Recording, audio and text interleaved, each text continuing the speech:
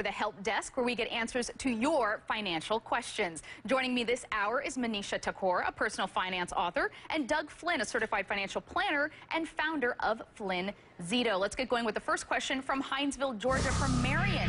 She asks, what are the pros and cons of acquiring a reverse mortgage? Doug, a lot of folks looking into this. Well, the pros are that you would have access to the equity in your home without having to leave the home. You would be able to access that cash and not have to sell it to do that.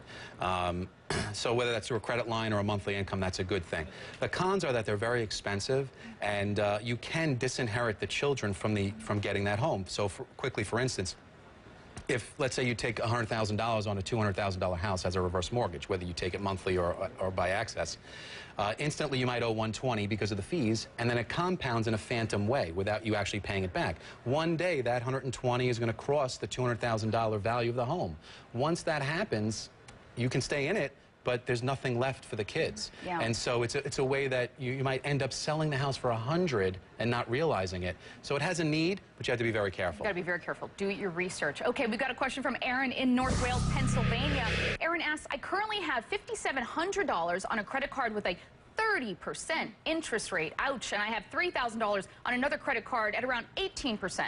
Now, my credit score came in at 720, but I can't get approved for a personal loan at a bank or get a lower interest credit card because my credit utilization is considered too risky. Do I have any alternatives to pay off this debt at a lower interest rate? Manisha, it's kind of backed into a corner.